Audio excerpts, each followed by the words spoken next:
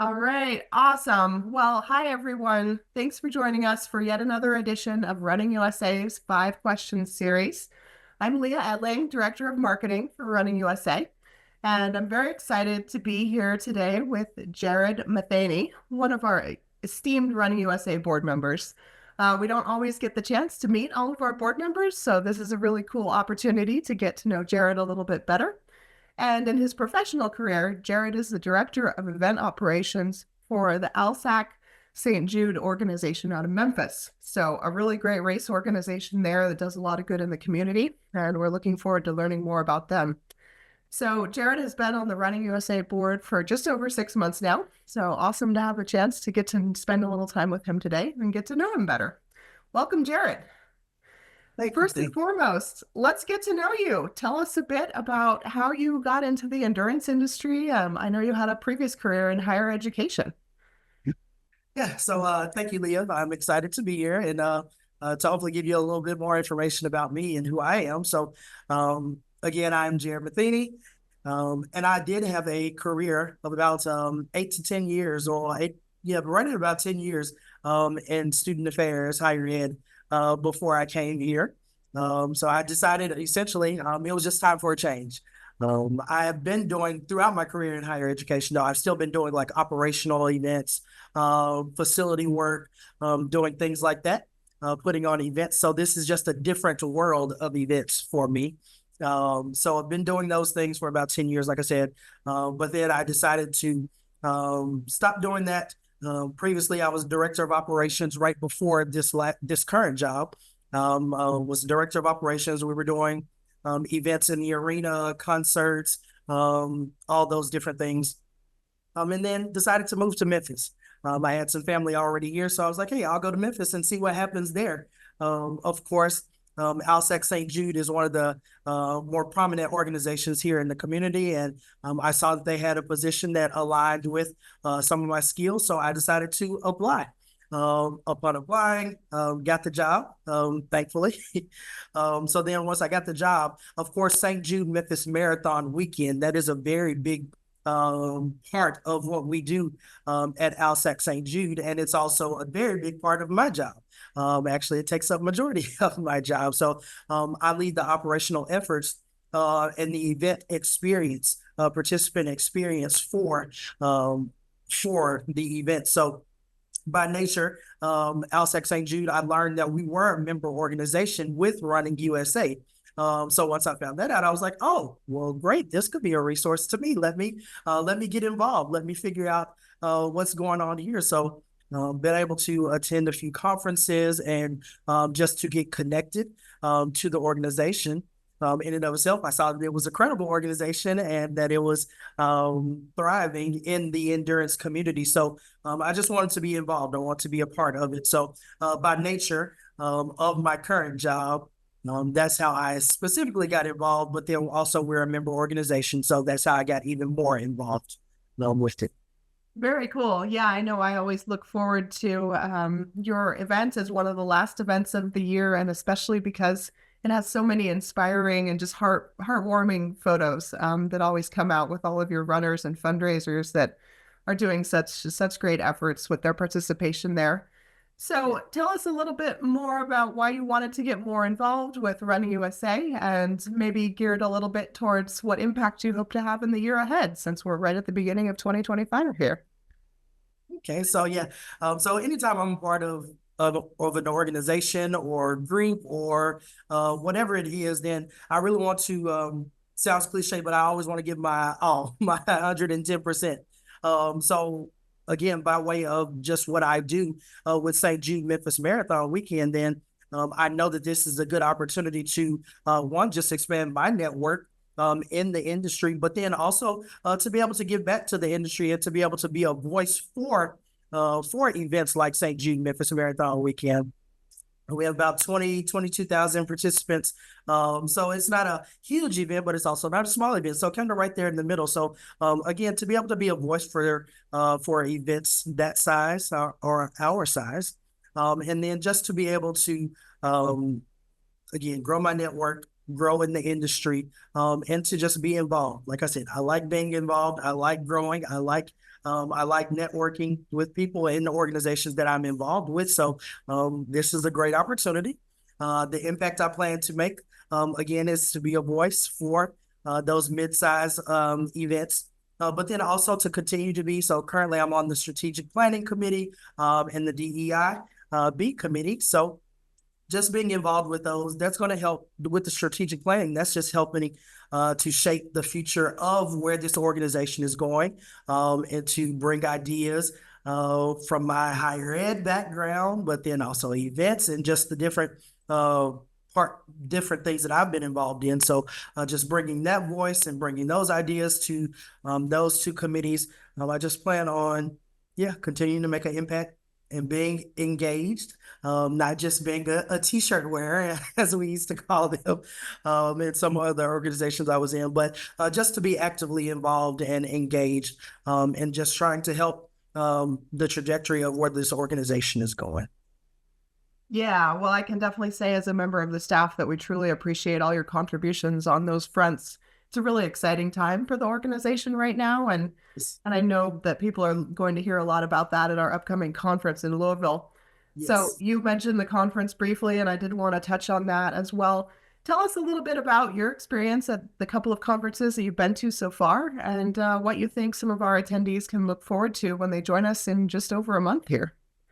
So yeah, it is. It is coming up, and this is definitely one of the times of the year that I look forward to in all of my jobs. The industry conference, whatever it is that I go to, it's truly something that I look forward to because it's good networking. It is good. It is good interaction with people directly in the field that you are a part of, whether you're on the running side, whether you're on the working side, whatever it is. It's just a good opportunity to be around those like-minded individuals. In Louisville, we got a chance to have our board meeting, our September or our summer board meeting there. And I truly enjoyed the city and just getting a glimpse of some of the things that the city has to offer. So the city in and of itself is going to be great. Just to be there and just to get that energy from Louisville, it's going to be exciting. But like you said, we've been having some intentional conversations about this conference and where we are going in the future state of the organization. So I know that conference attendees will be able to hear some of those plans and get excited about where we're going in the future. I'm excited about it myself, just some of the things that we're doing. So they're going to be able to get that. They're going to be able to get that networking opportunity. Like for me, I've also been able to talk to some of the vendors that I specifically work with for St. Jude Memphis Marathon Weekend. And that in and of itself is just a good opportunity because, again, you're not just sending emails all year round to these people. You get FaceTime with them. You get to talk to them during the expo. So just being able to network and talk to some of your vendors, just seeing what's out there, what new things are coming up in the endurance world, what new metals are out there, what new t-shirt fabrics are out there, all of those things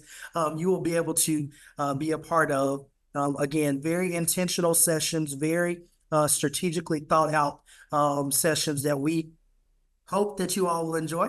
Well, no, I'm going to say we know that you all will enjoy because, again, we've been very intentional about what's going to happen at this conference. So really looking forward to it, and I hope that you all are too. And I know I will be excited to see each and every one of you in Louisville. Yeah, the programming this year is going to be amazing. And then turning a little bit towards that sort of programming sort of thought process, I was wondering if we could talk a little bit about some of the experiences that you've had at St. Jude Heroes with sort of a nod to charity organizations. Obviously, charity organizations are incredibly important to our industry. We want to help them thrive and grow and make as much money as they can for the causes that they support. So, what are a few of the things that you've really picked up along the way that you feel like maybe other charities should be thinking about or looking towards if they want to expand their presence in the running industry? So with that, one of my employees, she says it all the time. Hey, it's a charity on every single corner. So what makes yours stand out? What makes yours different? Or what makes people want to get involved with your organization? And what I've learned is once you get people connected to a specific cause, to a mission or a purpose that's bigger than themselves, then usually they naturally want to get involved. If they see that you're naturally doing good in the community and you're truly making an impact in your community, whether that's just a local thing, whether it's a regional thing, nationally, whatever the case may be, as long as you have a good cause and a purpose that you can get people connected to, then they naturally just kind of engage and they want to be involved. But you also have to bring people, the people that you're wanting to get involved, you have to bring them to the table. You have to get their buy-in. You have to get their input.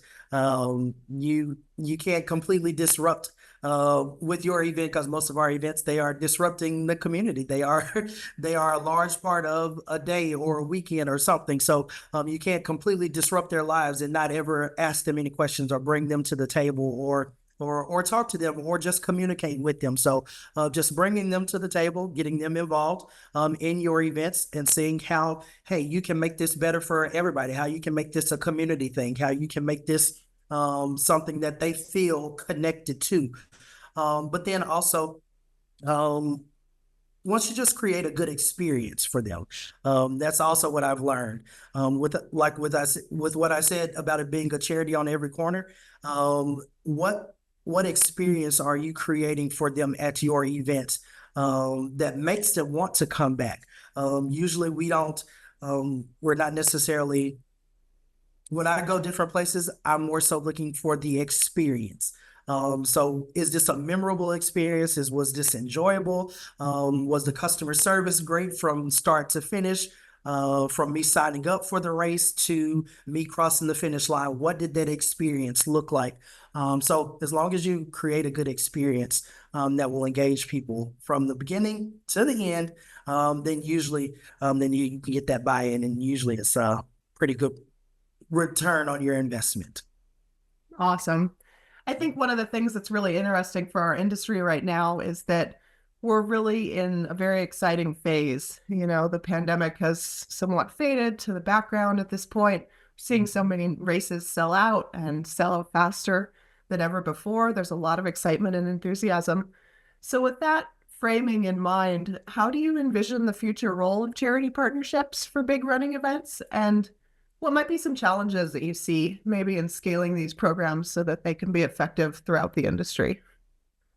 So in an ideal world, and I don't know if it's because I'm biased because I work for a charity, but in an ideal world, I would see those partnerships only growing.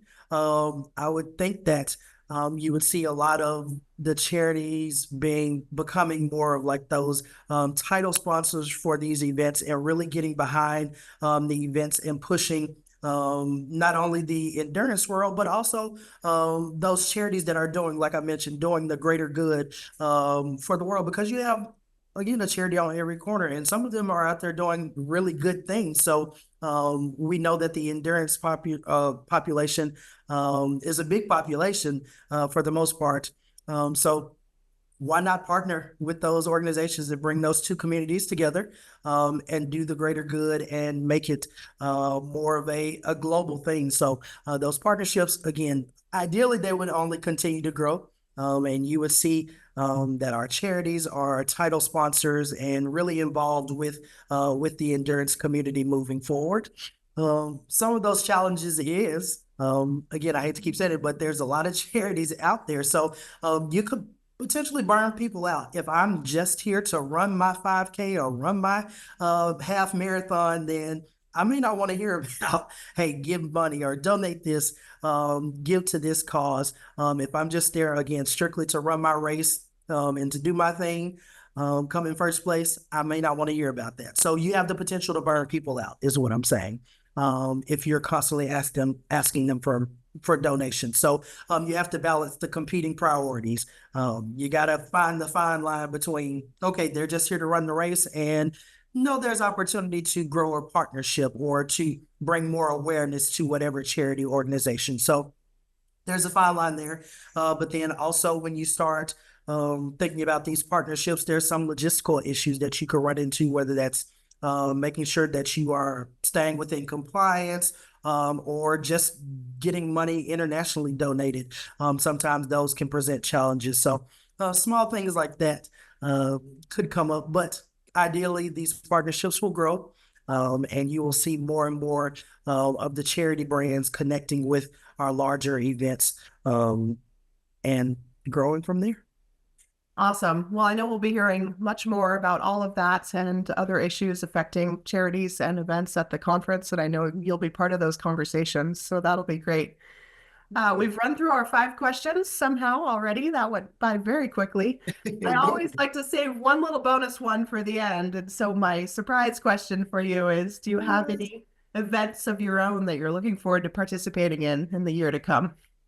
So last year, last year I got a chance to do the behind the scenes, the industry, I forgot the specific name of, but behind the scenes of the Boston Marathon. Uh-huh. And, Yes. and that's of The course industry one of the experience program. Yeah, that's great.